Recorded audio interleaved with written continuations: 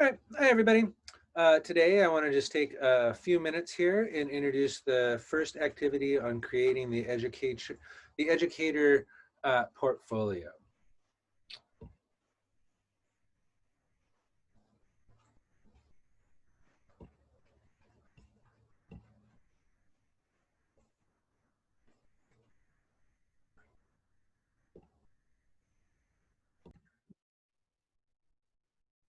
Hi everybody. I want to just take a few minutes here and go through the first activity on creating your educator's portfolio.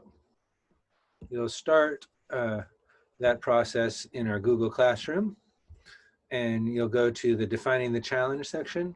This is the first of two activities in this section.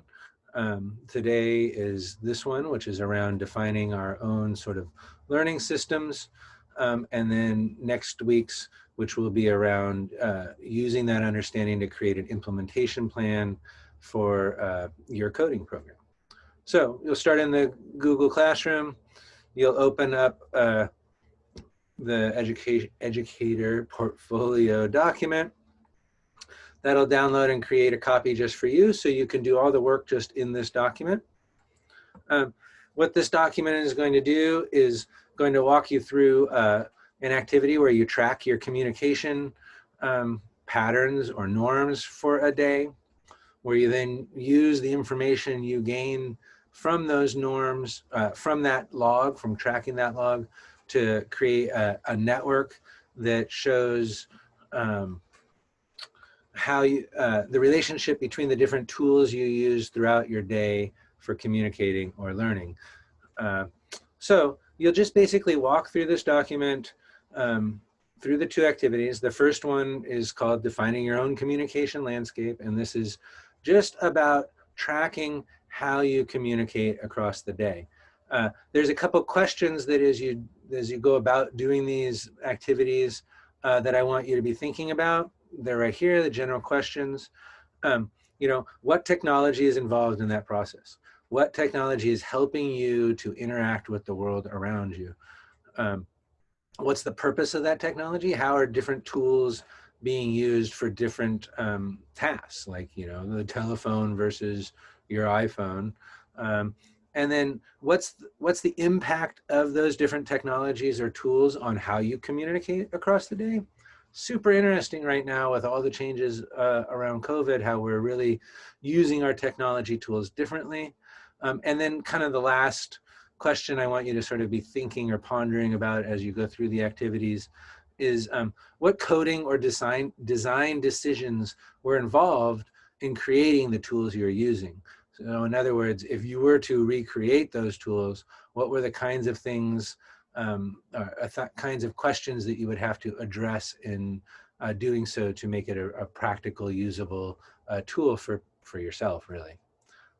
Okay, so moving right along here, the communication log is pretty simple. The instructions are straightforward, but the gist of it is down here in this table, across the length of the day, once an hour, set a timer, take note of how you're communicating. It can be a very quick note. Just set the context. I'm in class. I'm using my computer and Zoom. The purpose of Zoom is to be able to synchronously connect with my students. However, right now, I'm using it to asynchronously create a video to post for you. Okay, so just do that across the day and just take the log. Then leave it alone for a little bit, and then do the next activity, which is to take the data that you collected from watching how you communicate across the day and to make it into a network of relationships. So what I mean by that is to start by filling out yet another table. I love tables. So review your communication log.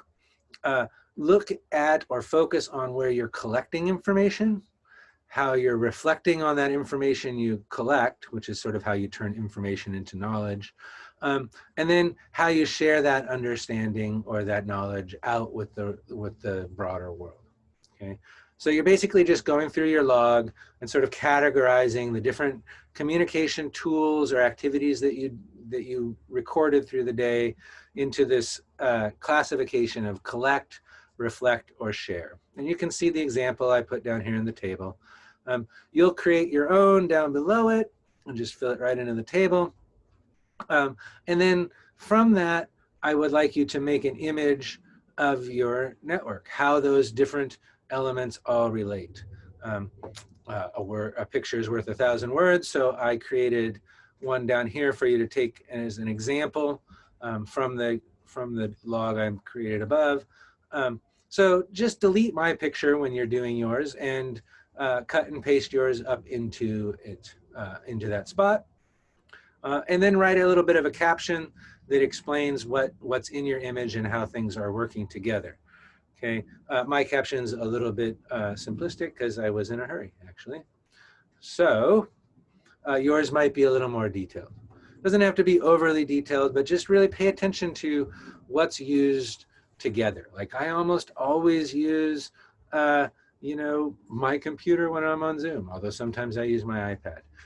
So, you know, just make those connections of what different tools go together and be thinking about what is it about those tools, the coding design features that make them work together. And then finally, the last part is to look and synthesize your network there into, or use your network as a tool to identify a couple primary outlets to use throughout the course of this semester for, not outlets, but tools to use for a couple of things. One is for just recording your sort of general learning as we go in like a journal format. And actually that's going to be this very document that we're using here throughout the semester. I will bring your attention back to this document and have you add different things into it. But then also specifically tools you'll use through the year to share out what you're learning. Some sort of primary tool as like a main long form piece to share your learning. For me, that's like my blog probably is what I'll develop it as. You might have a school newsletter or something, or a class newsletter or a class web page or something of that sort that you'll use as the sort of primary tool to share out with your audience, your class and the community that your class is a part of. And then some secondary tools that are shorter form that are more social media oriented, I guess, although those boundaries are kind of confusing. A couple that you'll use throughout the semester that are normal for you to be using. You know, these are tools that came out of your personal learning network that you think your audience, your students, and your community will also use. And that's it for this first assignment. Next week, we'll look at applying or thinking about the systems that we work in and what exactly has to, our coding program is going to have to entail. But this is just the starting point, sort of taking stock of where we individually are as learners. Okay, please feel free to always email me at rehum@alaska.edu, or my phone number is on the syllabus. Get a hold of me in any case with any questions that you might have.